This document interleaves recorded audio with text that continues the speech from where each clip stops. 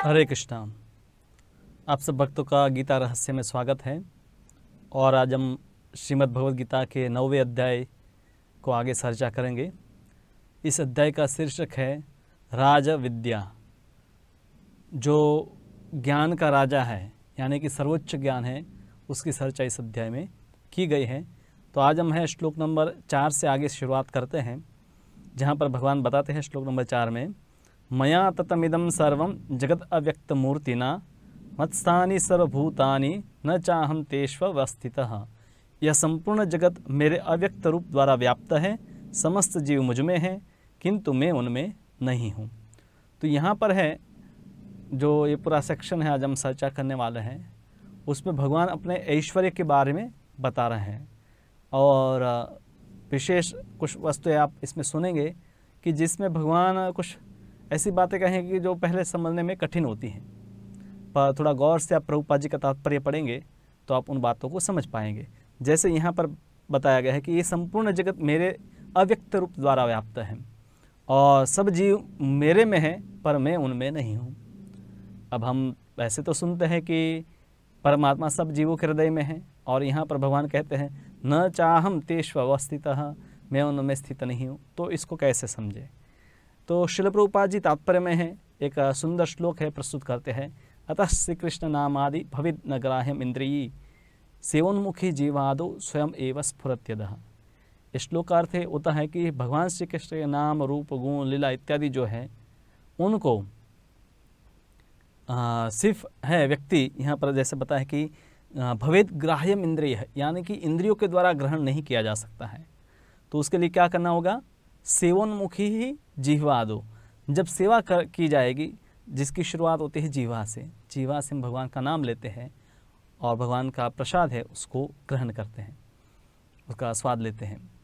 तो सेवा करने से ही भगवान कृष्ण के ऐश्वर्य को जाना जा सकता है, नहीं कि सिर्फ इंद्रियों के माध्यम से, प्रत्यक्ष प्रमाण और अनुमान प्रमाण के माध्यम से भगवान कृष्ण के ऐश्वर्य को जानना संभव नहीं है, क्योंकि वो इंद्रियों के परे का विषय है। तो जब भगवान यहाँ स्टेटमेंट दे रहे हैं कि सब वस्तुएं मेरे में स्थित है पर मैं उनमें नहीं हूँ, तो उसको भी हमें उसी प्रकार से समझना होगा। तो श्रील प्रभुपाद आगे तात्पर्य में लिखते हैं कि ब्रह्म संहिता में जैसे बताया गया है कि प्रेमान्य चरित भक्ति विलोचनेन संतः सदैव हृदयेषु विलोकयन्ति, कि मेरे प्रेमी भक्त हैं अपने हृदय में भगवान का दर्शन करते हैं, और संत हृदय में लोग ऐसे भगवान के दर्शन करते हैं। पर अन्य जो लोग हैं तर्क का आधार लेते हैं वो कभी भगवान को जान नहीं सकते हैं। तो भक्ति के भाव से ही भगवान के ऐश्वर्य को जाना जा सकता है, और भगवान किस प्रकार से सृष्टि का सृजन करते हैं, फिर किस प्रकार से उसका विस्तार करते हैं, किस प्रकार से प्रलय होता है, ये सब वस्तु तभी से जानना संभव होगा। तो यहाँ पर जो शब्द प्रयोग है अव्यक्त मूर्तिना, अव्यक्त मूर्तिना बताता है कि भगवान की जो शक्ति है उसको भगवान बता रहे हैं, जो प्रकट नहीं है, हमारे सामने प्रकट नहीं, हम उसको देख नहीं सकते हैं, पर वो शक्ति काम करती है। और प्रभुपाद जी तात्पर्य लिखते हैं कि 7वें अध्याय में परा और अपरा, वहाँ पर भगवान बताए कि जीव जो है भगवान की पराशक्ति है, और ये पूरा जो संसार है वो भगवान की अपराशक्ति है। तो ये दोनों शक्तियों से ही मिलकर ये पूरा संसार बना है। और सूर्य प्रकाश का यहाँ पर उदाहरण दिया गया है कि सूर्य प्रकाश जिस प्रकार से पूरे ब्रह्मांड में व्याप्त है, तो उसी प्रकार से भगवान की शक्तियाँ जो है आध्यात्मिक जगत में और भौतिक जगत में दोनों जगह पर व्याप्त है। और फिर प्रभुपाद यहाँ पर आगे बता रहे तात्पर्य में कि सर्वत्र फैले रहने के कारण भगवान ने अपनी व्यक्तिगत सत्ता नहीं खो दी है। कई लोगों को ये प्रश्न होता है कि भगवान सर्वत्र है या परम सत्य सर्वत्र है, तो फिर वो एक जगह कैसे हो सकता है, फिर उनका रूप कैसे हो सकता है? तो यहाँ पर भगवान बताया है कि अव्यक्त मूर्ति न, मेरे वो अव्यक्त शक्ति के से वो सब व्याप्त है। और जब भगवान स्टेटमेंट दे रहे हैं तो भगवान वहाँ पर एक ही जगह पर विद्यमान होकर अर्जुन के सामने बात बता रहे हैं। तो भगवान एक जगह पर विद्यमान होकर भी, जैसे सूर्य एक जगह विद्यमान होकर भी सर्वत्र अपना सूर्य प्रकाश फैला सकता है, तो भगवान के लिए संभव है, उनके लिए कोई भी वस्तु असंभव नहीं है। फिर दूसरा उदाहरण यहाँ पर दिया गया, एक राजा का उदाहरण दिया गया है कि राजा जो है उनका जो आधिपत्य है पूरे साम्राज्य में फैला होता है, अलग अलग अधिकारी विभिन्न विभागों को संभालते हैं, पर राजा जो है भली भांति सब वस्तु से परिचित होता है और कहीं भी वो जा सकता है।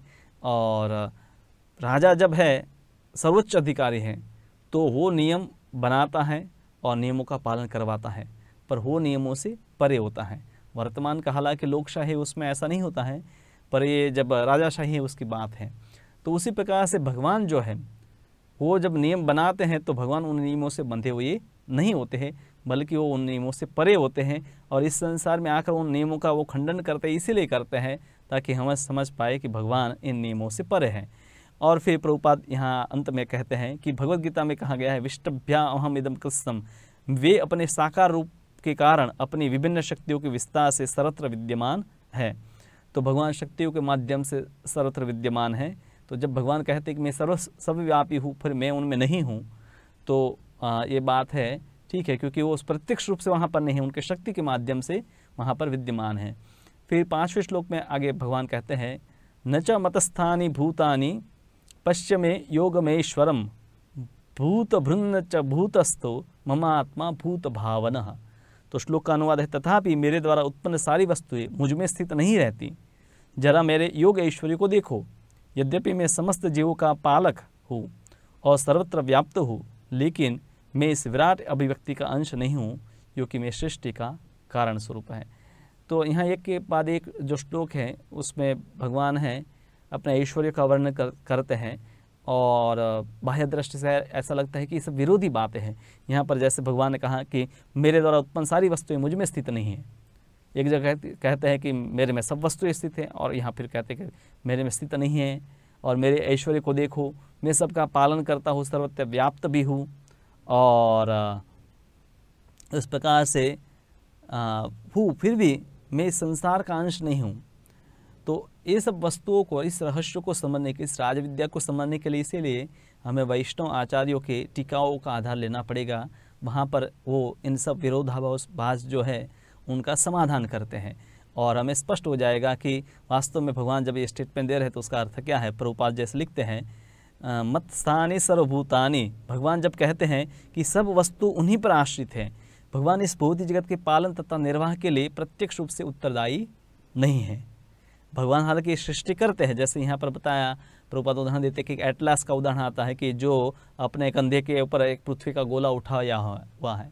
अब रोम में देवता की ऐसी कल्पना की गई है कि उनको भार उठाना पड़ता है। तो भगवान कृष्ण का ऐसा कोई चित्र आपको नहीं मिलेगा जहाँ पर भगवान है बहुत कठिनाई से संसार का भार उठा रहे, बल्कि जब वो इवन गोवर्धन पर्वत को भी धारण करते हैं तो अपनी छोटी सी उंगली के ऊपर 7 दिन लगातार और रात्रि तक उसको धारण करके रखते हैं, उसमें उनको परिश्रम नहीं होता है। तो जो भौतिकवादी व्यक्ति है वो ईश्वर की भी भौतिक कल्पना करते हैं कि ईश्वर शायद बूढ़े हो गए होंगे, उनको काफ़ी भार उठाना पड़ता है, पर ऐसा बिल्कुल नहीं है। तो यहाँ प्रभुपाद इसलिए तात्पर्य में लिखते हैं कि सारे अंतरिक्ष में जितने भी ग्रह हैं वो हवा में, मतलब ये अंतरिक्ष में इस प्रकार से तैर रहे जैसे कि रूई जो है हवा में उड़ती है, तो उसी प्रकार से सब है, अनायास है, सब है अपनी अपनी गति में भ्रमण करते हैं परमेश्वर की शक्ति के कारण। यद्यपि ये सब रचित पदार्थ मेरी अचिंत्य शक्ति पर टिके हैं, किंतु भगवान के रूप में मैं उनसे पृथक हूँ। यह भगवान का अचिंत्य ऐश्वर्य है। तो भगवान स्वयं है, इन सब वस्तुओं से पर है, और उनकी शक्तियों के द्वारा, उनकी अपराशक्ति के द्वारा इस संसार का नियंत्रण होता है। तो इसलिए भगवान उनमें है भी और नहीं भी है, और सब वस्तु उसमें है भी और नहीं भी है। तो यहाँ पर है प्रभुपाद है, आगे फिर है एक और शब्द की बात कहते हैं, उनका संकल्प स्वयं एक तथ्य है। भगवान को सत्य संकल्प कहते हैं। भगवान जो भी विचार करते हैं वो सत्य है, उसी के अनुसार होता है। और ये उनकी शक्ति का आश्चर्यजनक जो प्रदर्शन है, सदियों से सब लोग उसको समझ नहीं पा रहे सब क्या हो रहा है संसार में। वैज्ञानिक उसको समझने का प्रयास करते हैं सृष्टि को, और अलग अलग प्रकार के तर्क देते हैं कि कैसे सृष्टि हुई होगी, कैसे इसका विस्तार होता है।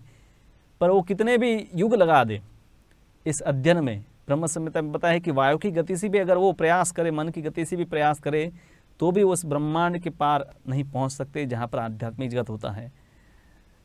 तो योगियों के लिए जब संभव नहीं है, तो वर्तमान के वैज्ञानिकों के लिए भगवान के ऐश्वर्य को समझना संभव नहीं होगा, क्योंकि वो सिर्फ अपनी भौतिक इंद्रियां प्रयोग करते हैं, जिसके द्वारा कभी भी भगवान के ऐश्वर्य को नहीं समझा जा सकता है।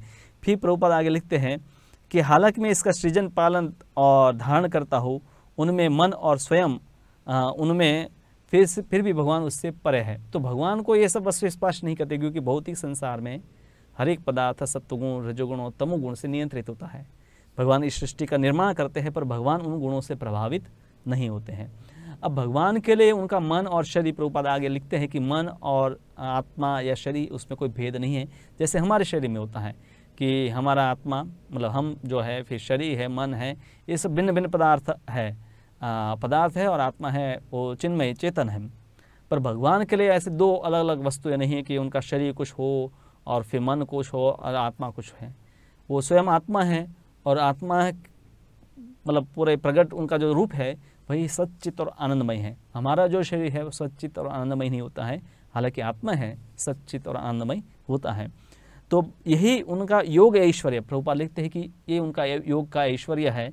तो वो भक्त जानता है कि भगवान का नाम, रूप, गुण, लीला इत्यादि भगवान से अभिन्न है। किस प्रकार से अभिन्न है उसको भी वो भली भांति जानता है। फिर आगे है 6ठे श्लोक में भगवान है एक उदाहरण देकर समझाते हैं। यथाकाश स्थितो नित्यम वायु सर्वत्र गो महान तथा सर्वाणि भूतानि मत्स्थानि उपधारय। जिस प्रकार सर्वत्र प्रबल वायु सदैव आकाश में स्थित रहती है, उसी प्रकार समस्त उत्पन्न प्राणियों को मुझ में स्थित जानो। तो आप जानते हैं कि जो वायु है वो आकाश में फैली हुई है और आकाश की सीमा हमें पता नहीं है। तो हालांकि वायु है सर्वत्र विद्यमान है, फिर भी वो आकाश जो है फैला हुआ उससे बाहर नहीं जा सकता है, क्योंकि आकाश है सर्वत्र विद्यमान है। तो इस प्रकार से सभी जो प्राणी हैं मुझ में स्थित है। पहले भगवान ने कहा कि मेरे में स्थित नहीं है, यानी कि वो समझना है कि उनके स्वरूप को प्रभावित नहीं करता। हालांकि ये सब पूरा संसार है भगवान की शक्ति पर ही आश्रित है, फिर भी वो भगवान को प्रभावित नहीं करता। इस प्रकार से ये सब वस्तुएं उनमें नहीं है। और यहाँ पर जब भगवान कहते हैं कि सब प्राणी है मुझ में स्थित है, क्योंकि वायु और आकाश इसका भी सृजन है भगवान के द्वारा किया गया है, अपराशक्ति भगवान की है।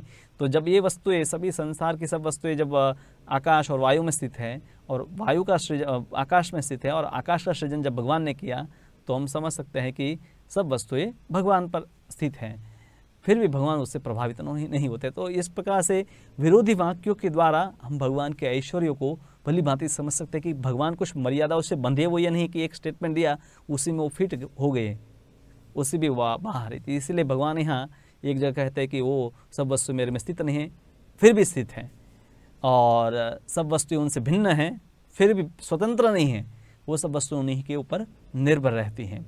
तो प्रभुपाद लिखते हैं कि सामान्य जन के लिए यह समझ पाना कठिन है कि इतनी विशाल सृष्टि भगवान पर किस तरह आश्रित है। अब कोई वैज्ञानिक प्रयास करता है कि कोई मनुष्य या कोई सुपर ह्यूमन है तो भी वो कितना शक्तिशाली होगा। क्या इतनी विराट सृष्टि को कोई व्यक्ति है अपने नियंत्रण में रख सकता है और उसमें होने वाली घटनाओं को उसको जानकारी हो, और ऐसा कैसे संभव हो सकता है?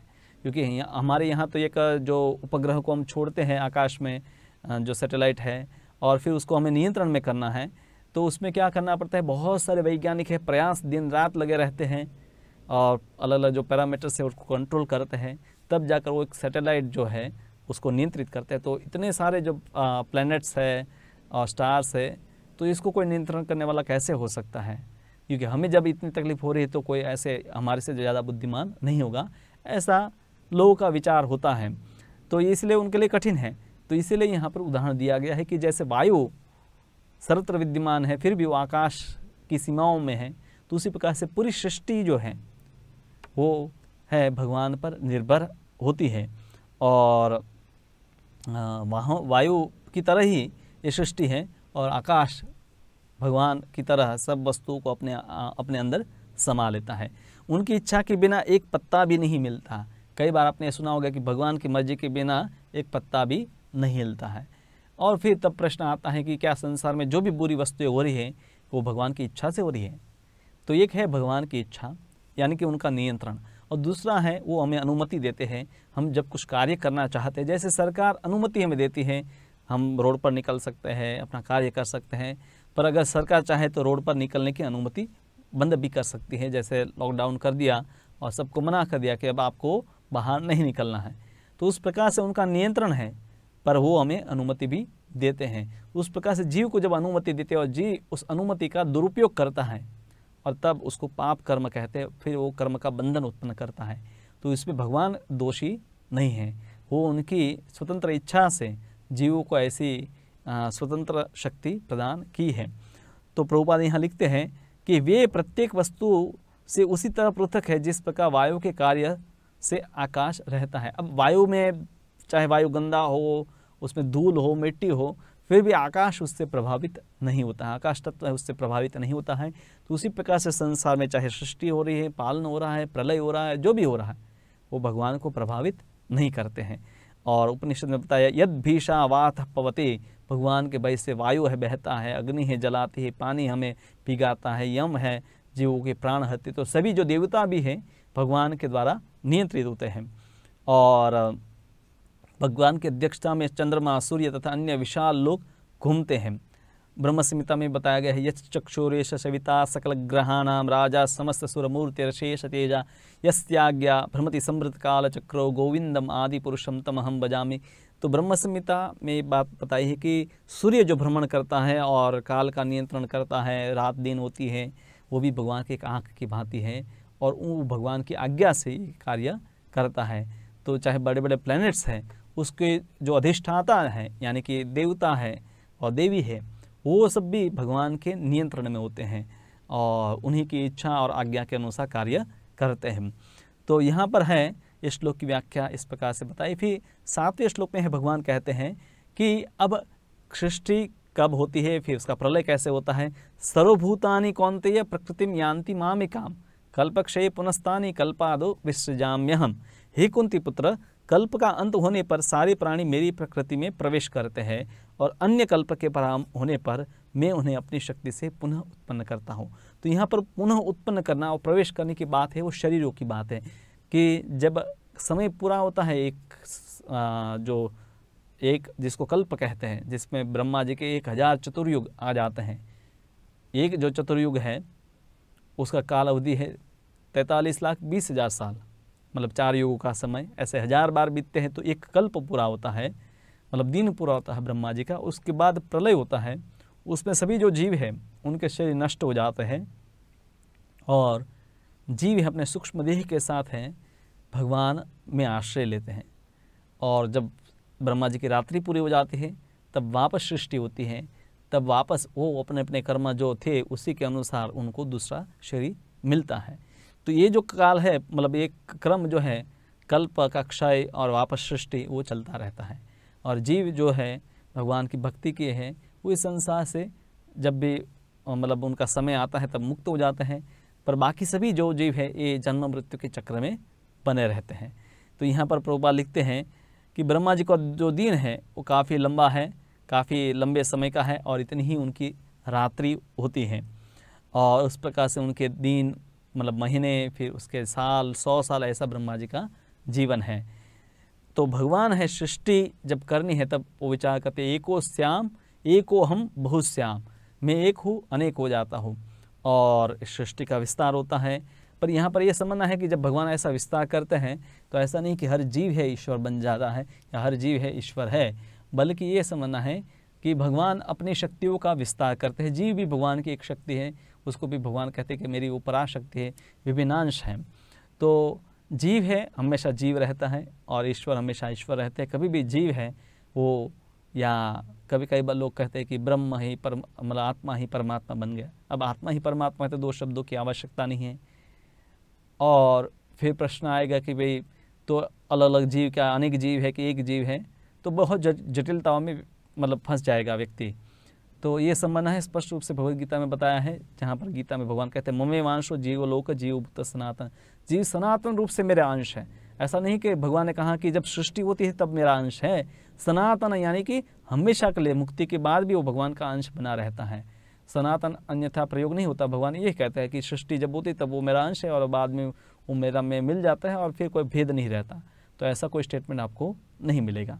तो यहाँ पर जो स्पष्ट रूप से छांदोग्य उपनिषद से भी ये बात भगवान का ऐश्वर्य है बताया गया है। फिर श्लोक नंबर 8 में प्रकृतिम स्वामवष्टभ्य विसृजामि पुनः पुनः भूतग्रामम इमं कृत्स्थम अवश्यम प्रकृतेर्वशात्।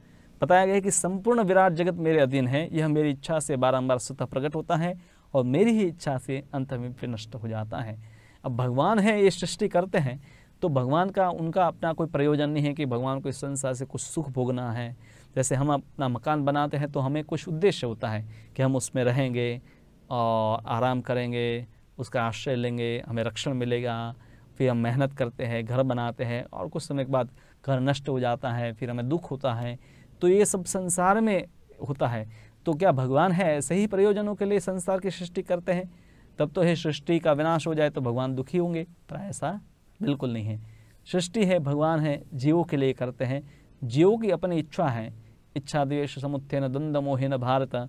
जब वो इच्छा करता है स्वयं आनंद भोग करने की, स्वयं ईश्वर बनने की, तब ये सृष्टि होती है।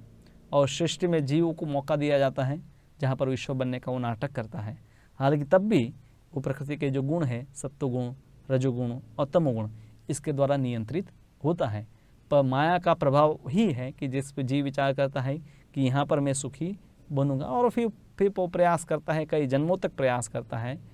पर जो बुद्धिमान है वो समझ जाता है कि यहाँ पर हम कभी भी सुखी नहीं हो सकते हैं, और वो जीव भगवान की भक्ति में लगकर मुक्त हो जाते हैं, और बाकी जो जीव है इसी संसार में बने रहते हैं। तो यहाँ पर यही बात कहते हैं भगवान कि मेरी इच्छा से ये बारंबार प्रकट होता है और फिर नष्ट होता है।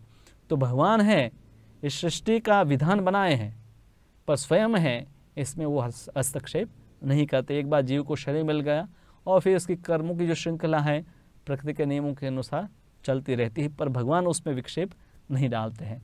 तो प्रभुपाद यहाँ शुरुआत में कहते हैं कि सबसे पहले महत्त्व होता है, फिर महत्त्व के ऊपर भगवान का जब दृष्टिपात होता है, फिर उसमें सब जीव है प्रवेश करते हैं, फिर महत्त्व में विभिन्न प्रकार के विभाजन होते हैं, और फिर 24 तत्वों की जो सृष्टि होती है और उसमें भगवान प्रवेश करते हैं।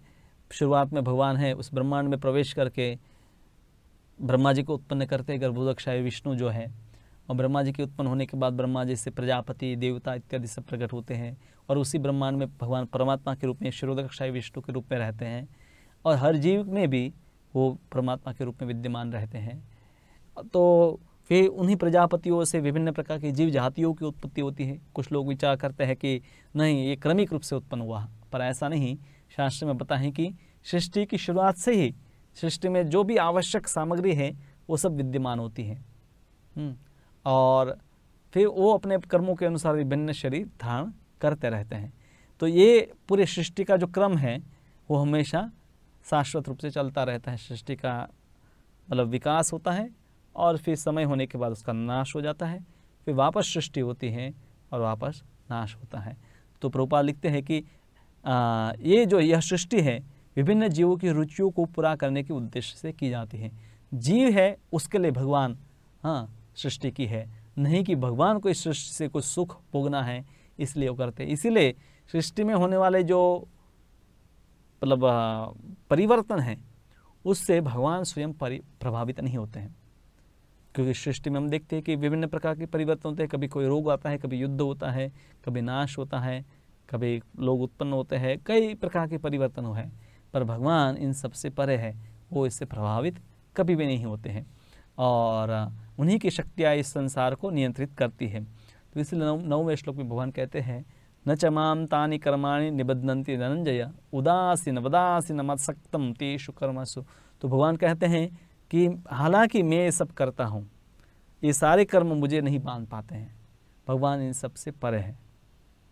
जो भगवान की भक्ति में लग जाता है वो भी कर्म के बंधन से मुक्त हो जाता है। तो भगवान कैसे स्वयं है कर्म के बंधन में बंधे हुए, कभी भी वो कर्म के बंधन से बंधे हुए नहीं होते हैं। वो उदासीन हैं और भौतिक कर्मों से सदैव विरक्त रहते हैं। उनको भौतिक जो कर्म है वो कभी भी प्रभावित नहीं करते हैं। तो यहाँ पर है एक उदाहरण, मतलब शुरुआत में दिया गया है ब्रह्म संहिता में से, कि भगवान के पास कोई काम नहीं है, वे अपने वैकुंठ लोक में उनकी दिव्य लीलाएं करते, पर इस संसार में उनको करने के लिए कोई कर्तव्य नहीं है। हालांकि गीता में भगवान 5वें अध्याय में भी चर्चा करते हैं कि मैं इस संसार में आकर एक उदाहरण प्रस्तुत करने के लिए स्वयं कर्तव्य करता हूँ, ताकि लोग उससे सीखें, अन्यथा मुझे ना ही तो कर्म फल और ना ही कर्म से कोई आसक्ति है। तो इसी को कहते हैं उदासीन। भगवान ये सब करते हैं पर उनमें उनका कोई पर्सनल इंटरेस्ट नहीं है, उदासीन की तरह वो रहते हैं। सारे भौतिक कार्य उनकी विभिन्न शक्तियों के द्वारा संपन्न होते हैं और वो उसमें बाधा नहीं पहुंचाते। उन्होंने जिस प्रकार से वो सृष्टि मतलब शक्तियाँ बनाई, वो सृष्टि शक्तियाँ जैसे अपने आप काम कर रही उसी प्रकार से दिखाई देता है, पर अभी वो भी शक्तियाँ भगवान की ही है और उनके नियंत्रण में रहती हैं। तो यहाँ पर प्रभुपाद एक उदाहरण दिए हैं उच्च न्यायालय के न्यायाधीश का। जैसे न्यायाधीश है, कोर्ट में बैठा है, एक केस आता है, किसी को 10 साल की से सजा, किसी को 20 साल की, किसी को पुरस्कार भी मिलता है। पर जो न्यायाधीश है वो किसको क्या सज़ा मिल रही है, कैसे सज़ा दी जा रही है, उन सबसे परे है। वो जो प्रकृति के नियम है उनके अनुसार, मतलब नियम है न्यायालय के, उसके अनुसार निर्णय करता है, वो उन सबसे परे होता है, उदासीन होता है। उनको किसी के लाभ या हानि से लेना देना नहीं है। तो उसी प्रकार से भगवान है इन नियमों से परे की सत्ता है और इन नियमों के अनुसार संसार में जीवों को सुख दुख इत्यादि प्राप्त होता है। पर जो बुद्धिमान है वो जीव समझ आते हैं कि परम नियंत्रक कौन है और वो उनका आश्रय लेकर उनके नियमों को जानकर उन्हीं के अनुसार कार्य करते हैं। तो प्रभुपाद जी ये तात्पर्य में बताते हैं कि वैषम्य निर्घण्य न, वे इस जगत के द्वंद्वों में स्थित नहीं हैं, वे द्वंद्वों से मतलब पर है। इसलिए आप देखिए कि जब संसार में भगवान आते हैं, युद्ध होता है, कई लोग मारे जाते हैं, कई वस्तुएं होती है परिवर्तन, तो बहुत सारे लोग प्रभावित होते हैं, पर भगवान इन सबसे परे रहते हैं, वो सुख या दुखों से परे रहते हैं।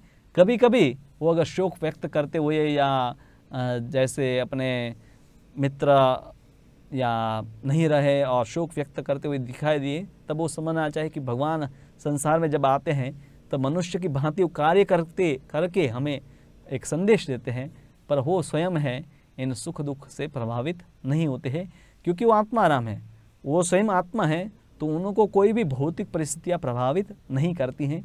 पर संसार में वो संसारियों की तरह रहकर हमें एक मैसेज देते हैं, तो इसीलिए लोगों को लग जाता है कि वो भी सुख दुख से प्रभावित हो रहे हैं। पर यहाँ पर गीता के श्लोक है स्पष्ट रूप से बताते हैं कि वो उदासीन की तरह ही संसार में कार्य करते हैं और सारे जीव अपने पूर्व कर्मों के अनुसार फिर विभिन्न योनियों को धारण करते हैं।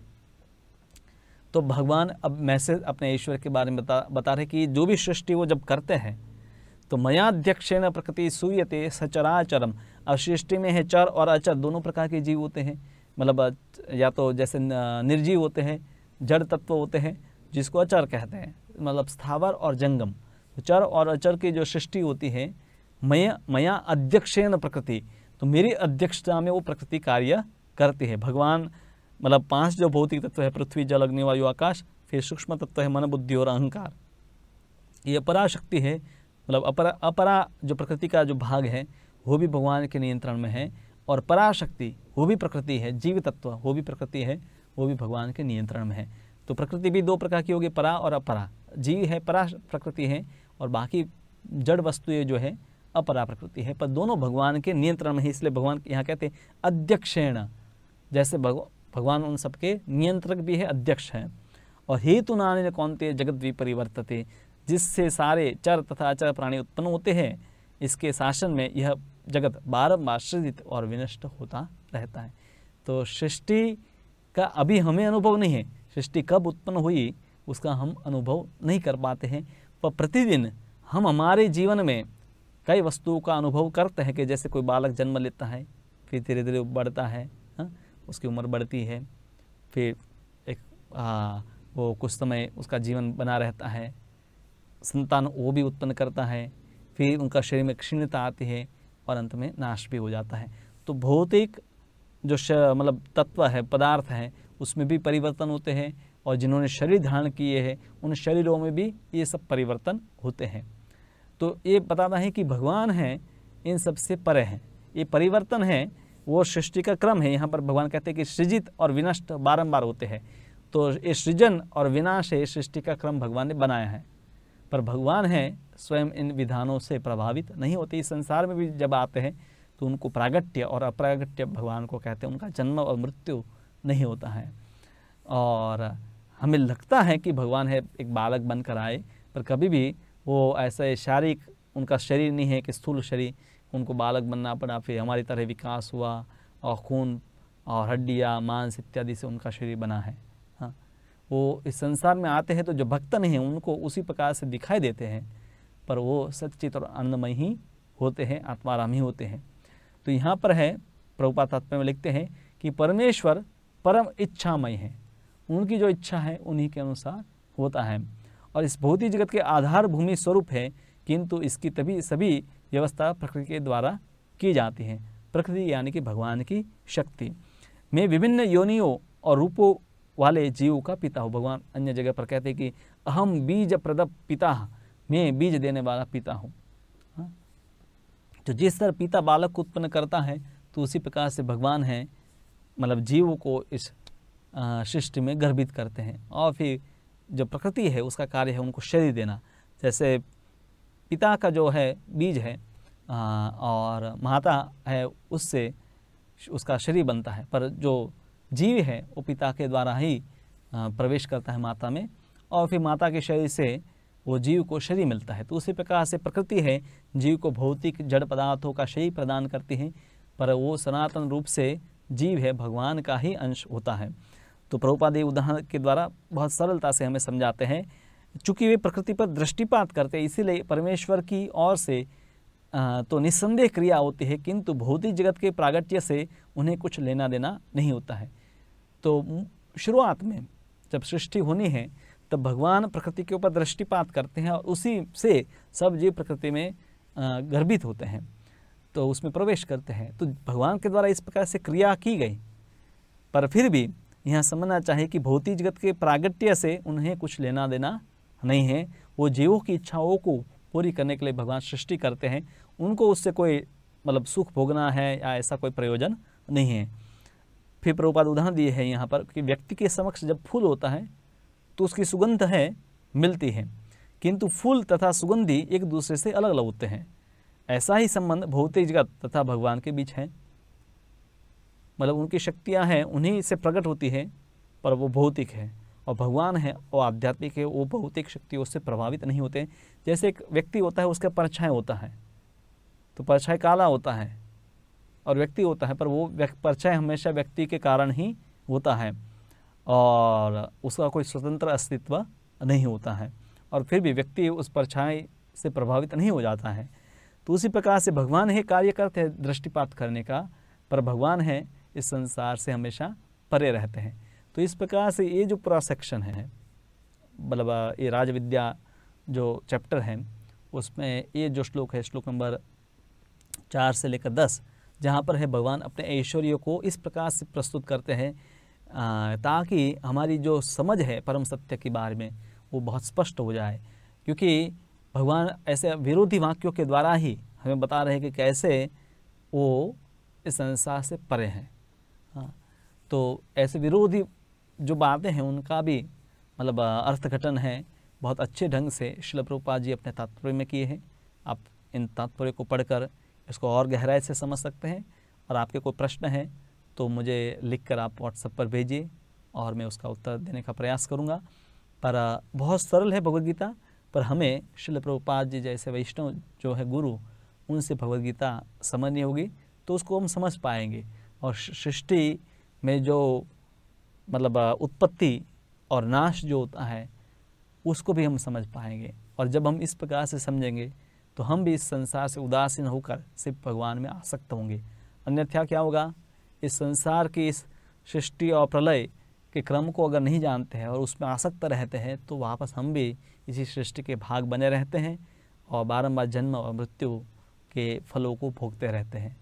तो जो भी भगवान को भी इस प्रकार से जान लेता है, भगवान यहाँ अन्य जगह पर कहते हैं जन्म कर्म च मे दिव्यम, मतलब मेरी दिव्यता को जो जान लेता है, मेरे कर्म को कैसे मैं सृष्टि करता हूँ, कैसे प्रलय होता है, ये सब जान लेता है, वो भी इस संसार के अस्थायित्व को जानता है कि संसार स्थायी नहीं है, टेम्पररी है और कुछ क्षण के लिए है और नष्ट होने वाला है, आज नहीं तो 100 साल या करोड़ों साल के बाद भी। तो इसीलिए वो यहाँ स्थायी जीवन के लिए प्रयास न करके जो वैकुंठ में स्थायी जीवन है, भगवान के धाम में जो स्थायी जीवन है, उसी के लिए प्रयास करता है। और वहाँ पर पहुँचने का सरल मार्ग है कि हम भगवान के नाम, रूप, गुण, लीला इत्यादि को जानें। और शुरुआत में ही प्रभुपाद जैसे बताए कि उनको जानने का तरीका है सेवोन्मुखी जिह्वा दो। हम जिह्वा से भगवान की जब सेवा करेंगे, उनके नाम का कीर्तन करेंगे, उनका जो प्रसाद है, भगवान का जो दिया प्रसाद है वो हम ग्रहण करेंगे, तो उससे हमारा शुद्धिकरण होगा और संसार की प्रकृति से हमारी जो आसक्ति है वो दूर होगी और भगवान में हम आसक्त होंगे। और तब ये जो क्रम है सृष्टि के, उस क्रम से हम मुक्त होकर शाश्वत जो भगवत धाम है वहाँ पर पहुँचेंगे और भगवान के साथ नित्य है सुख का अनुभव करेंगे। तो ये जो भगवान का ऐश्वर्य है उसको हमें जानना चाहिए, जिससे हमें सृष्टि की पूरी योजना है उसको जान सकते हैं कि कैसे सृष्टि होती है, कैसे नाश होता है और क्यों हमें इससे उदासीन होना है, वो भी हम जान पाएंगे। हरे कृष्ण। आपके जो भी प्रश्न हैं आप मुझे लिखकर व्हाट्सएप पर भेज सकते हैं और मैं उसके उत्तर देने का व्यक्तिगत रूप से भी प्रयास करूंगा। हरे कृष्ण। सब भक्तों का बहुत आभार। हरे कृष्ण।